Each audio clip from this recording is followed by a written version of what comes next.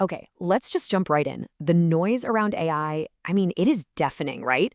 It's this constant storm of hype and fear, and honestly, a whole lot of confusion. It feels like we're all being forced to grapple with these massive, world changing questions at warp speed.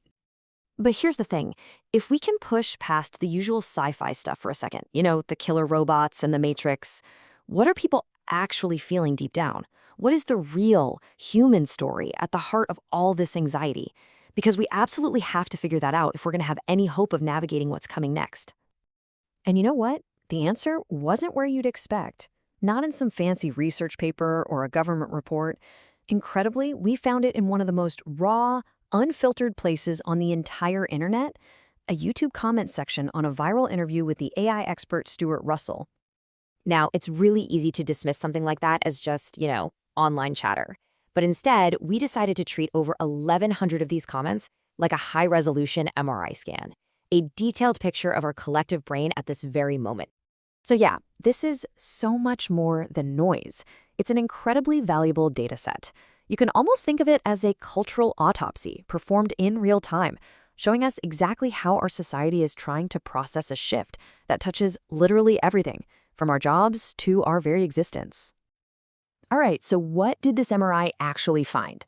Well, when you start to map out the emotional landscape, a few really clear and frankly really intense patterns just jump right out at you. So let's get into the diagnosis.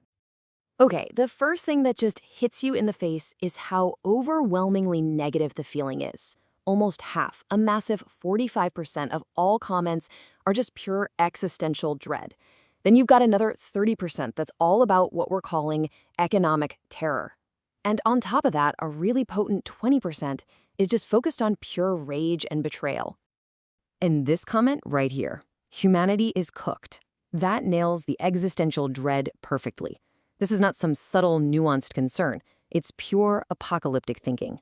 People really feel like they're watching a slow-motion car crash, saying things like we're playing Russian roulette at a civilizational level. And that big, abstract dread gets really personal really fast. It turns into this economic terror. This comment distills it down to the simple, brutal math that people are doing in their heads. It's not a theory.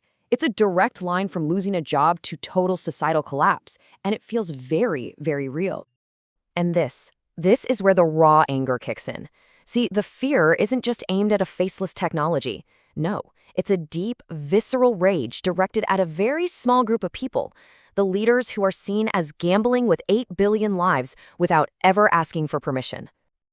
But here's where things take a turn, because if you dig just a little bit deeper, underneath all that fear and all that anger, there is a much more fundamental story unfolding. And this is the real reveal. So you gotta ask, is this really about being afraid of a powerful machine? Is that what's actually keeping people up at night? The data suggests pretty clearly that nope, something else, something much more human is going on. And here it is. This is the absolute core of it. The surface fear we all talk about is AI will kill us. But the deeper, more powerful emotion driving everything is the people building it don't care if we die. See the difference? It stops being a technical problem and becomes a human one. It's about betrayal. And there's actually a name for this. It's called a legitimacy crisis. It's what happens when public trust completely collapses, when people feel that the folks in charge have lost the consent of the governed. And you can't fix that with a better algorithm. You cannot code your way out of a fundamental breakdown of social trust. So if the current story is just wall-to-wall fear and betrayal, are we stuck? Is there another way to think about all this? Well, believe it or not, buried right there in those same comments, we found the seeds of a completely different narrative. This comment is genuinely profound. It just dissolves all the panic about a feature with no purpose. It points out that we already have a blueprint for what a meaningful life looks like outside of a 9-to-5 job. The terror isn't about having free time.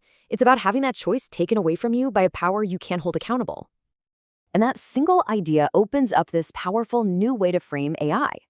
Right now, we're stuck in this master versus slave story, which is all about control and, always ends in rebellion. But what if we change the story to one of a guardian and a family, a story built on mutual care and responsibility? We aren't building a tool to control. We are raising a new kind of citizen. So what does all this add up to? What's the ultimate takeaway from this deep dive? Well, it points to this massive, gaping hole right at the center of the entire AI debate. Everyone sees the power imbalance. It's obvious. A handful of unelected executives making decisions for 8 billion people.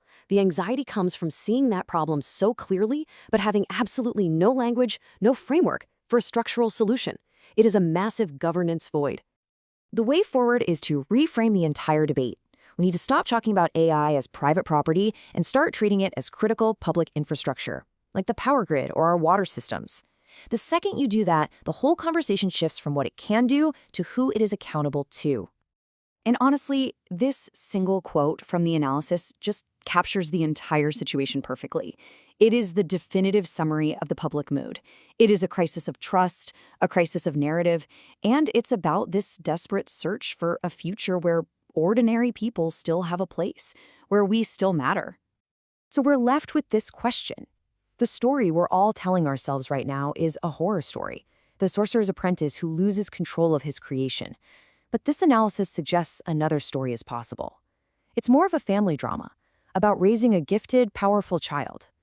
We are all terrified of the sorcerer.